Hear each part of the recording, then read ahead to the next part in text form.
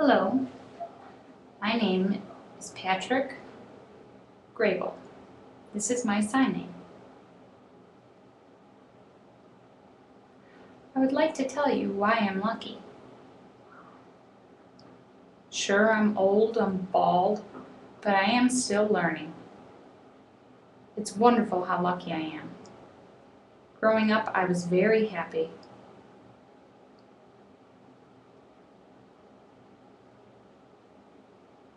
I was born with 3 deaf sisters and 1 deaf brother.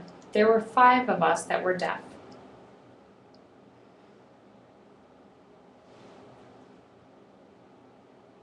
I had an oldest sister,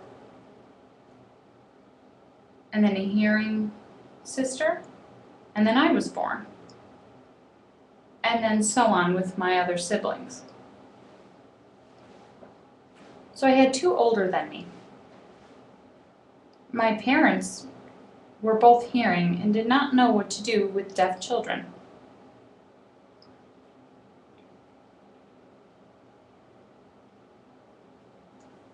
They sent my older sister to the Kansas Institute, where she learned sign language.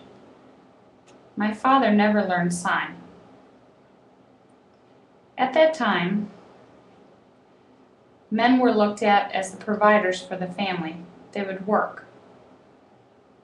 The mother would stay home and take care of the children.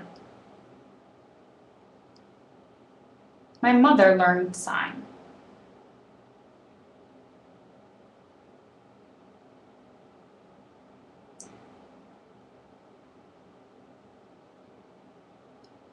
After that time, I was born. My mother already had the experience from my older sister, so she was familiar with sign language and taught me. I grew up signing.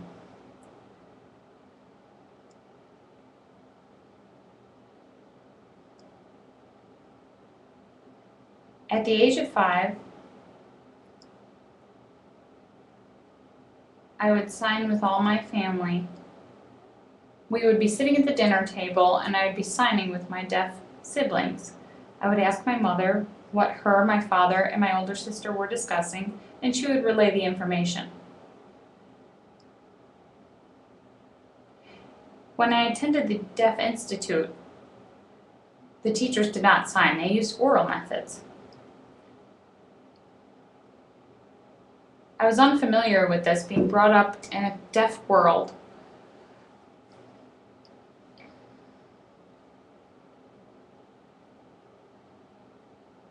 I really enjoyed the dorm life because everyone signed.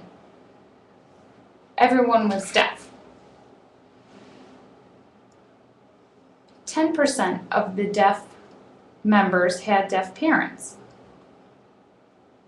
The other 90% had hearing parents, and they grew up knowing no sign language. So the 10% of us taught them. We interacted with each other learning sign. I was very lucky to grow up with a deaf family.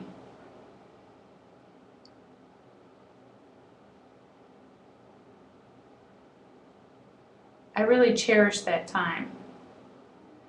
But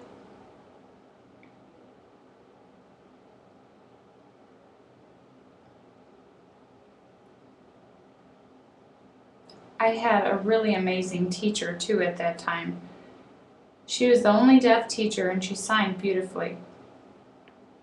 She would stand up on the podium and she'd sign poetry.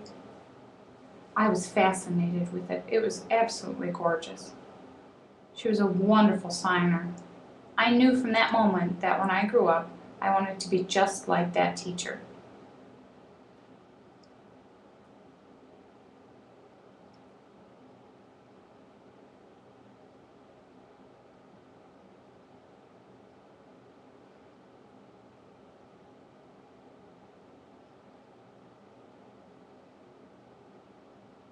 I remember going to my sister's school plays when I was younger.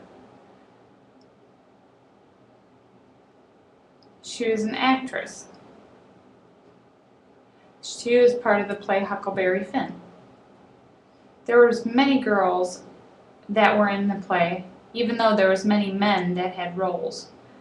They didn't have enough women to act, so they had girls playing the men's roles. My sister played Uncle Jim. He was not only a man, but a black man. I remember watching them on the stage underneath the bed. They were hiding with Tom Sawyer and Huckleberry Finn. The three of them underneath the bed. I thought, wow, this acting is amazing. I really enjoyed watching it. Growing up, I thought I really want to be an actor. But I also was amazed with my teacher's signing, so I wanted to be just like her as well, an actor and a teacher.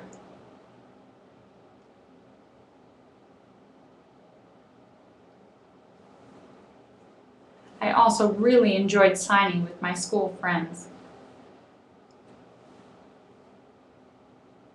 My hearing teachers were also very good.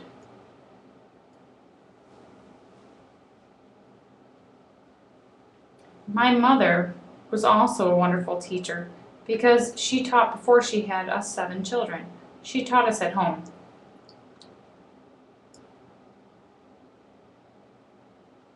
She came up with fascinating games for me and my siblings, like hide and go seek.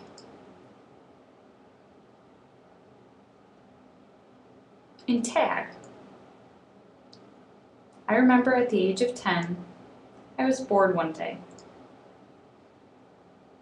I asked my mother for a new game, but my mother was very busy. She was cooking, and she asked me politely to wait. She instructed me to play with an old game, but I wanted a new game, something interesting. Remember, I was 10 years old, so I could throw a little temper tantrum. So my mother thought of something. She led me into the living room. She handed me a book. The title of the book was Beautiful Joe. I opened it. I skimmed it over, and I remember the first sentence said, "My name is Beautiful Joe, and I am a Kurt." Kurt? I thought, what does that word mean? I was unfamiliar with the term. I asked my mother, and she instructed me by giving me the dictionary.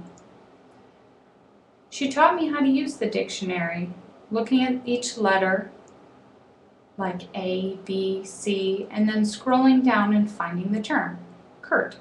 I found it. I read the definition. It meant ugly dog. It simply became clear to me. The sentence was, "My name is Beautiful Joe, and I am a Kurt," which meant, I am an ugly dog.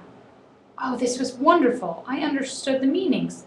I read and read more of the book, and then I would refer back to the dictionary. It was like a puzzle. I was learning so much. Quickly, I became a bookworm. I just loved to read.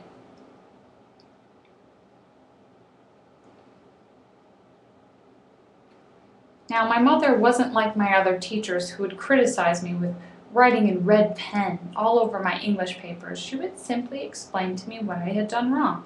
There was no feel of animosity. My siblings, my school friends, I really enjoyed growing up.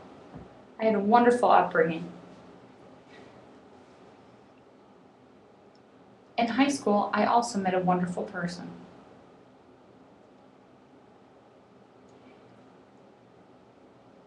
That person was hearing.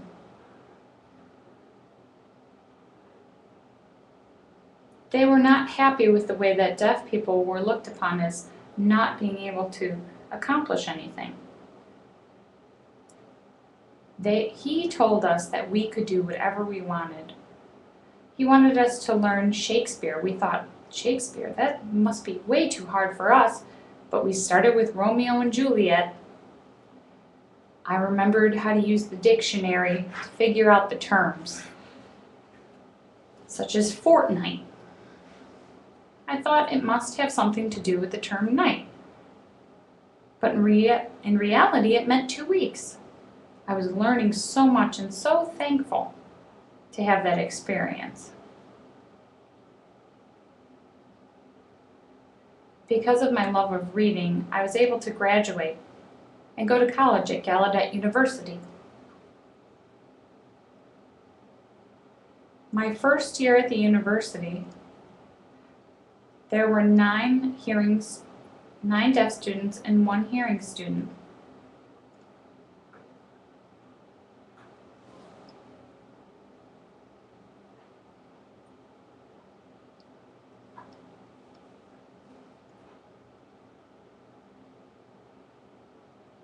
Eight of my teachers were deaf, and I had 1 hearing teacher. 8 of them signed wonderfully. And the hearing teacher knew sign language as well. She was also a very good signer. I was very enthusiastic and ready to learn.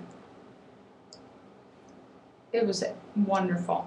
My first year I really enjoyed. I'll never forget those memories and how that's my kickstart to wanting to become a teacher. Because of that one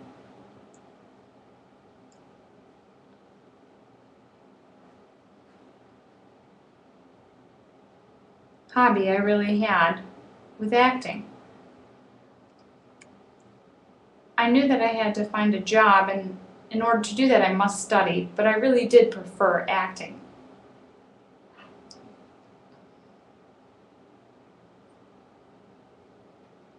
I was a really good student. I was on the dean's list multiple times. I thought, I can study and enjoy acting without a problem.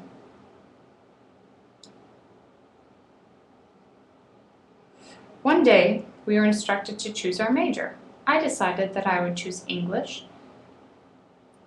and that when I graduated I would like to become a teacher. But they told us that was not allowed. I asked why.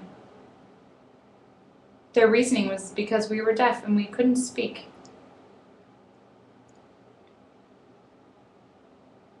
But I explained to them I had been on the dean's list multiple times. I'm a really good student. I would make a great teacher. They instructed us to pick a different major. I was upset by this, and I wasn't the only one. There were other students like me who had been told no, that they could not become teachers because they were deaf. I felt this need inside me to prove them wrong. I discussed that with the principal. We explained to them, why can't we become teachers? We'd be wonderful. And the principal said, I'll give you 1 semester, and if you don't pass, then we'll have to drop it. So the first semester, I studied alongside all my students. We really hit the books. And we made the dean's list again. The principal had nothing to say about that. He allowed us to continue on for a 2nd semester.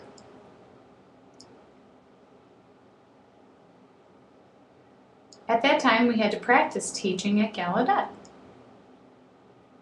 which was the West Virginia Institute. For 8 weeks, we taught social studies. Oh, I really enjoyed that. The first 4 weeks were social studies. There was a deaf instructor there who assisted us if we needed it, and they looked after us. The second 4 weeks, I taught math. Again, I had another deaf instructor who would watch me, and one time the principal from Gallaudet College came to observe. He thought I did a good job. I continued teaching, and at the end of my performance, he offered me a job. I was elated with joy. I was going to be able to teach at Washington, D.C., the Kendall School.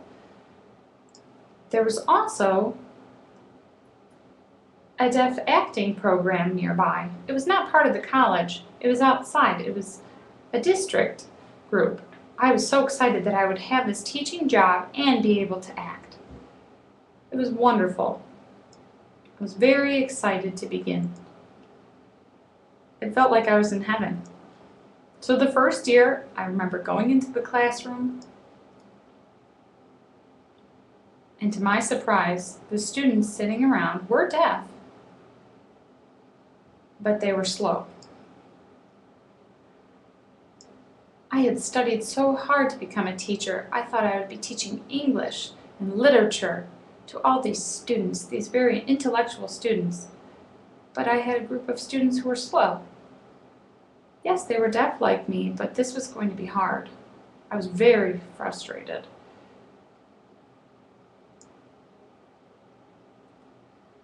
There's many other hearing teachers at that school. I did not feel that deaf people had the same advantages, so I was stuck teaching the slower classroom. My first year, I held on to the idea of teaching, but I bared through it. The second year I asked the principal, "Do you mind?" The second year I had the same classroom and I bared through it again, but the third year I asked the principal, "Would you mind if I had a different classroom?" He said, "Sure."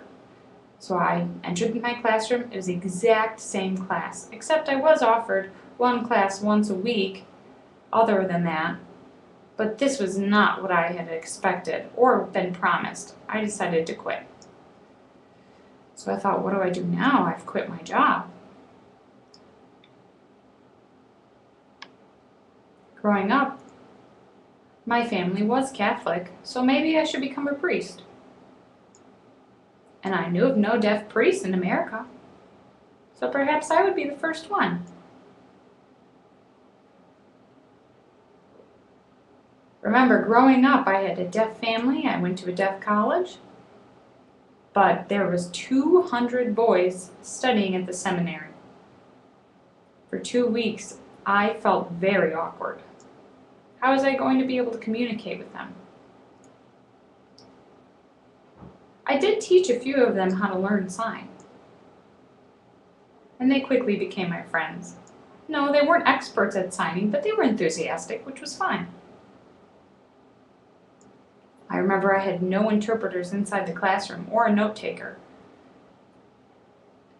There was some visual problems in which I encountered, so I asked the teacher if I could study alone in my dorm instead of attending class, and I did receive A+ and sometimes B's. I was a good student. So inside, I didn't feel really happy. For 2 years, I bared through it until I found out about the NAD, which was established for deaf actors. I thought, okay, do I want to become a priest? Or would I like to pursue this job as an actor? I had been brought up thinking this was just a hobby.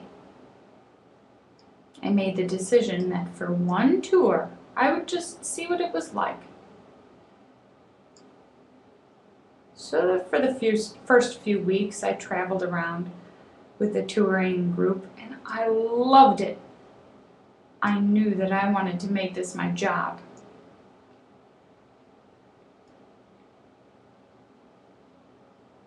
There was 12 of us in the touring group. 10 of them were deaf and 2 were hearing. Those 2 interpreted for the deaf individuals. The group of us would tour around together and act. We would chat together.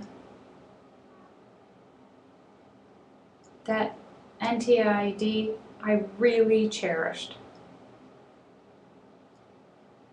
I thought the period in which I had been with them was long enough. And my manager had told me, or the person in charge of the acting group, said, up until now, you've been signing English, which was for the voicing participants because it was easier for them to comprehend the signed English. And I was under the impression that the more I signed English, the smarter I sounded.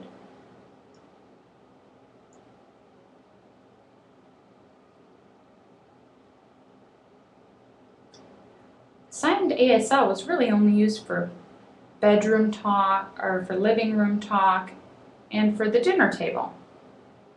So I hadn't used that before. I didn't want to sound unintellectual. But he instructed me that he would like me to sign ASL. I would like you to practice alone and sign like you do in your living room or in the kitchen. I didn't really understand this. Does that mean he wants me not to sound smart? But I went ahead and practiced alone anyways. I continued practicing for 8 weeks. My hearing partner was skilled at voicing,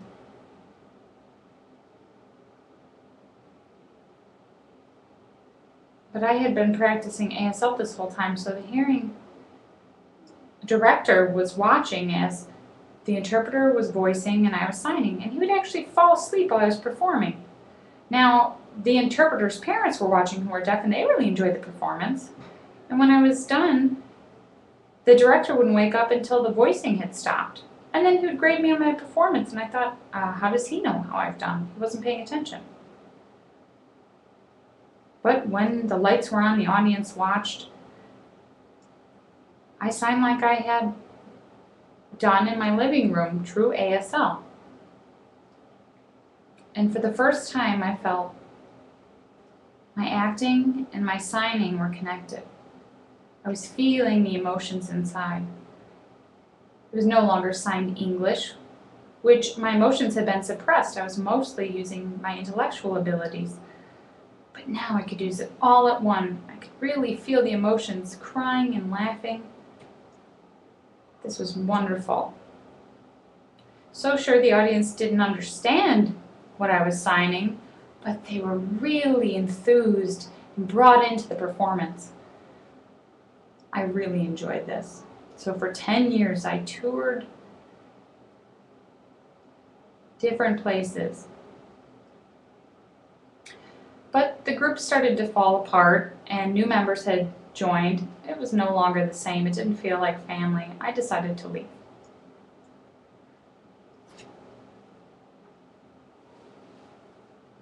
I still had this idea of working in the church and being a teacher. Now I just wanted to know how I could link everything together. I decided to move to Rochester, New York, and study at a seminary school. It was volunteer.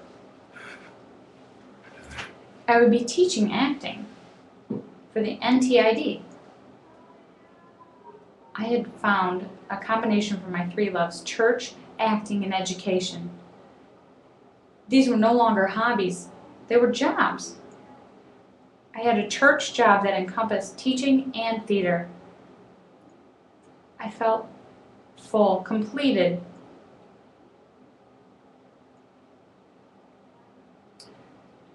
Acting in the church, I was in my 50s, and I thought, this is when I'm going to stop learning. Everything has fallen into place. My life is perfect. But you know what?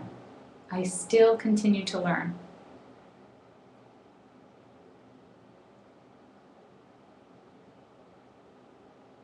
I am very lucky. My life has come together, and I am a deaf man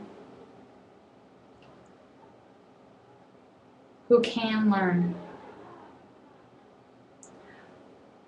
I'm happy that I had hearing parents.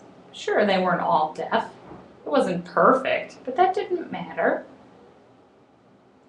I was accepted by my family for who I was. Having 3 deaf sisters and 1 hearing brother, growing up learning, I was so lucky. I learned from so many people.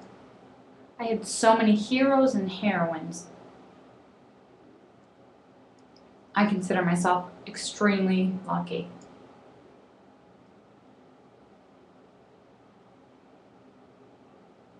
I could find a job as an actor, as a teacher, in the church. These things have made me so very lucky, and I believe I will continue to have luck in my future. I'm excited to see what the future holds for me. And I implore you, continue learning yourself. You'll have fun doing it. Sure, there may be struggles, but you'll continue on